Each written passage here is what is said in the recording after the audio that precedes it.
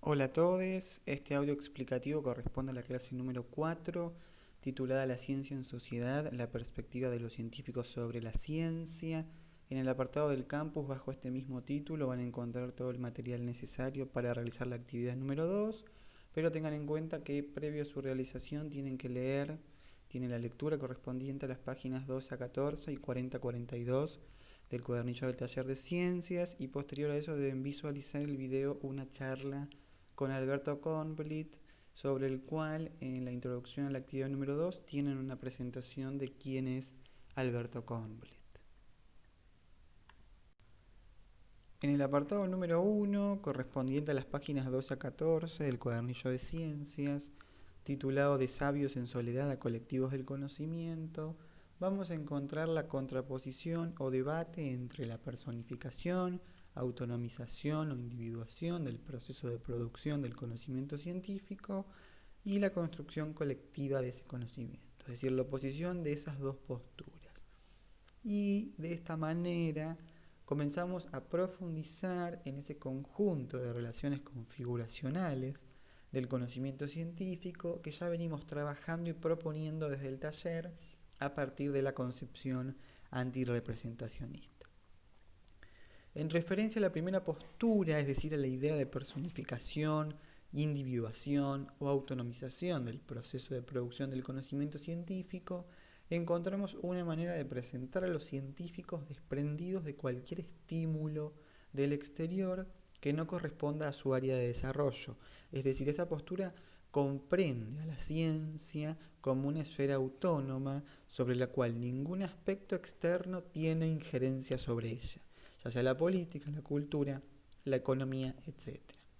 La posición del taller se va a alejar de esta postura, preocupada solo por lo que ocurre, por ejemplo, dentro de un laboratorio donde el científico trabaja en soledad o en supuesta soledad y sin tener ningún tipo de responsabilidad o poder de decisión sobre, por ejemplo, el destino que los poderes económicos dan a los conocimientos que se producen, y en oposición, esta visión de la construcción colectiva del conocimiento va a dar cuenta de que los científicos discuten con sus colegas y realizan una tarea conjunta en la producción del conocimiento, son ayudados por sus asistentes, otros científicos o técnicos, se reúnen en instituciones científicas y presentan sus investigaciones en reuniones científicas nacionales e internacionales, logran subsidios económicos por parte de empresas privadas o del Estado, y en este sentido los investigadores insertan sus investigaciones, valga la redundancia, en el marco de las políticas científicas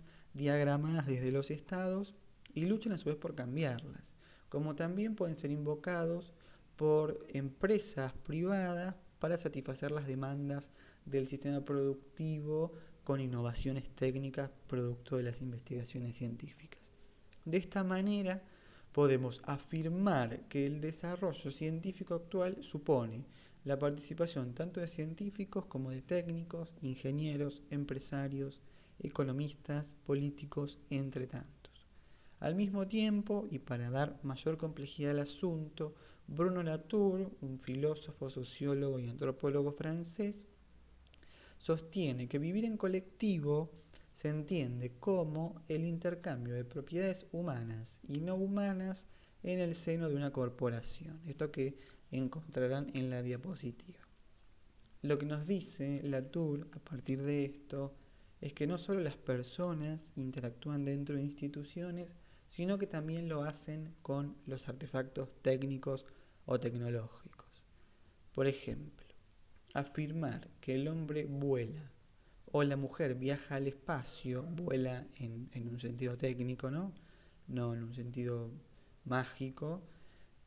Afirmar de esta manera invisibiliza que volar es una propiedad que pertenece a toda una asociación de entidades que incluyen aeropuertos, aviones, plataformas, máquinas que venden pasajes, computadoras, pantallas, radares y un larguísimo etcétera, donde se da cuenta que esos artefactos técnicos en relación con las personas dentro de las instituciones juegan también un rol fundamental. En relación al apartado número 2, que corresponde a las páginas 40 a 42 del cuadernillo del taller de ciencias, se pone de relieve el debate internismo-externismo. ¿Por qué? Nos preguntamos, porque nos permite reflexionar acerca o sobre la relación entre el contenido de las producciones científicas y el contexto en que la ciencia se desarrolla. La relación, insistimos, entre el contenido de las producciones científicas y el contexto en el que la ciencia se desarrolla. Aquí se pone en relación tanto este apartado como el anterior y se complejiza o profundiza un poco más. En este sentido, en el que veníamos mencionando, aparte de la relación, formulamos una serie de interrogantes. En el escrito ustedes van a encontrar más, yo menciono dos.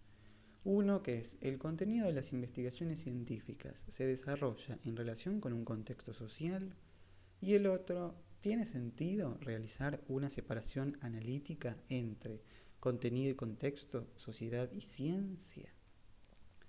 La disputa o debate entre el internismo y el externismo involucró un conjunto de sociólogos e historiadores. Cabe destacar que este debate, internismo-externismo, entre sociólogos e historiadores, fue solo fructífero potable en el ambiente intelectual angloamericano. Esto acompañó la institucionalización académica de la sociología de la ciencia y de la historia de la ciencia, fundamentalmente en los Estados Unidos, y se desarrolló en el clima internacional de la Guerra Fría. Haciendo un breve comentario sobre este fenómeno histórico que los invito a buscar, la Guerra Fría fue un acontecimiento histórico, bélico, muy importante y determinante en el desarrollo de la humanidad, en el cual se puso en disputa dos modelos de concepción de la sociedad, de la economía, de la política y de la cultura, que fueron el comunismo o socialismo soviético en Rusia y el bloque capitalista en los Estados Unidos, ¿no? La puja era entre esos dos modelos y se dio en relación a enfrentamientos bélicos que estuvieron caracterizados fundamentalmente por los misiles nucleares. Hoy sabemos por parte de quién fue el triunfo, pero es importante que ustedes comprendan en qué contexto este debate se dio, lo cual nos va a arrojar algunas interpretaciones. Algunas de ellas están en relación claramente con el componente ideológico, ¿no? Con lo que tiene que ver con la ideología soviética enfrentada, mejor dicho, a la ideología norteamericana. En tal sentido, van a encontrar en la selección de páginas del cuadernillo, de la 40 a la 42, una cita del historiador norteamericano Stephen Shapin, que se las leo. El debate entre internistas y externistas no era particularmente coherente ni estaba bien enfocado, pero tenía un fuerte contenido ideológico.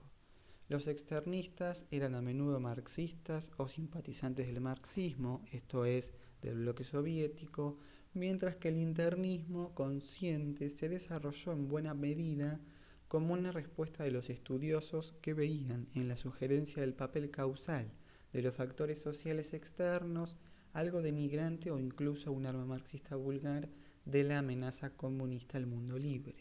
La idea de mundo libre, entre comillas, lo pondríamos, es la concepción liberal del bloque capitalista norteamericano. Esto es un problema de investigación planteado por historiadores y sociólogos y puede explicitarse de la siguiente manera. El problema de investigación en relación al debate internismo-externismo. La mención que hicimos sobre el contexto histórico es eso, ¿no? Contexto histórico. Las preguntas que hacemos en relación a esta investigación es ¿qué causas? La pregunta. ¿Qué causas, factores o variables permiten explicar el cambio científico a lo largo de la historia? Que es lo que verán en la diapositiva. Tenemos dos enfoques. El externista y el internista, como hemos dicho, empujan entablando un debate. Según el enfoque externista, las circunstancias sociales, políticas y económicas afectan la búsqueda y el desarrollo del conocimiento científico, ¿no? Tienen la postura de comprender que los factores externos sí tienen injerencia al interior, entre comillas, del campo científico y en efecto en su producción. El internismo, en cambio, es un enfoque que postula que la ciencia es primariamente una empresa intelectual aislada de las circunstancias sociales, políticas y económicas. Asimismo, se centra en el análisis de los marcos conceptuales, los procedimientos tecnológicos y metodológicos y las formulaciones teóricas. Es decir, van al interior de la ciencia y conciben a la ciencia como continua, coherente y donde ésta progresa de manera lineal, ¿no? Aquí tenemos en términos generales las concepciones de ambas posturas.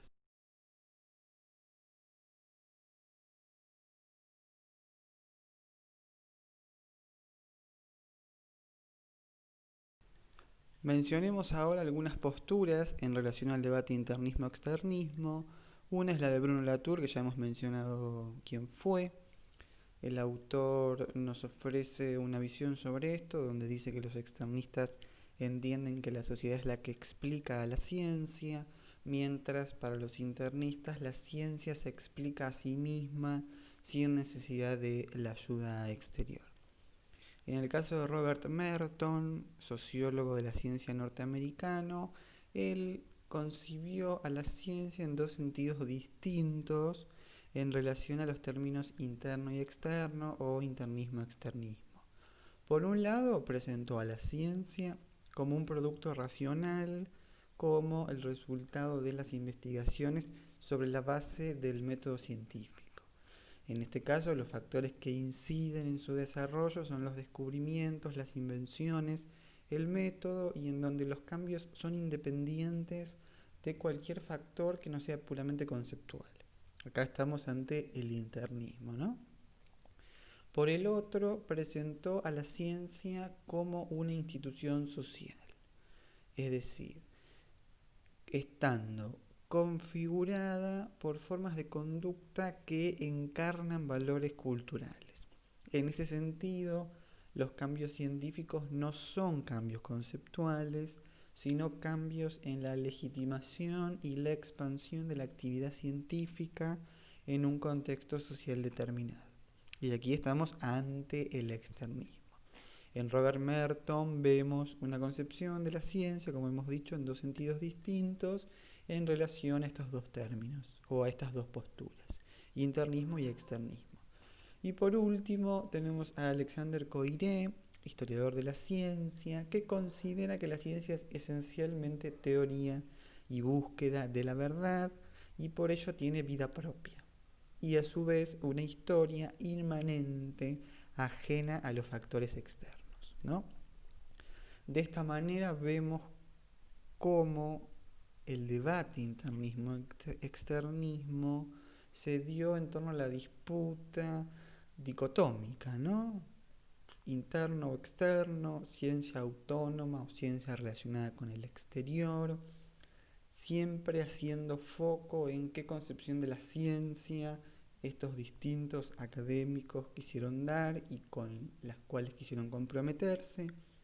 Y para ir cerrando, yo tomo esta pregunta que está al inicio del apartado 2, pero que es bueno utilizarla como cierre, que es la que tiene en la diapositiva, que dice: ¿tiene sentido realizar una separación analítica entre contenido y contexto, sociedad y ciencia?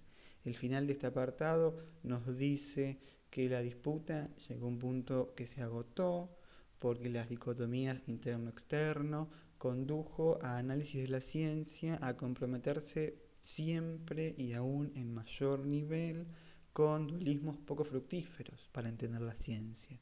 Contenido, contexto, ciencia, sociedad, autonomía, interrelación, entre otros tantos.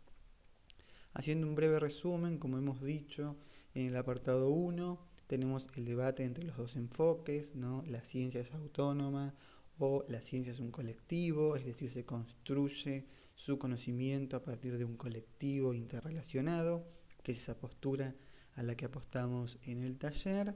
Y luego en el apartado 2 profundizamos un poco en un debate académico en torno al internismo y el externismo que está en estrecha relación con las posturas del apartado 1, ¿no?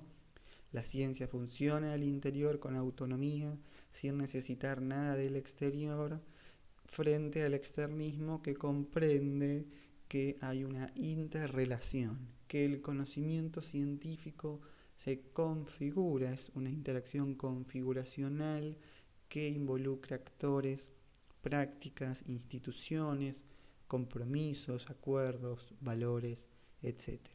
La idea hasta aquí es seguir problematizando estas cuestiones y seguir reflexionando a partir de la filosofía de la ciencia sobre las prácticas científicas. Cualquier duda en relación a todo esto, nos encontramos en el foro.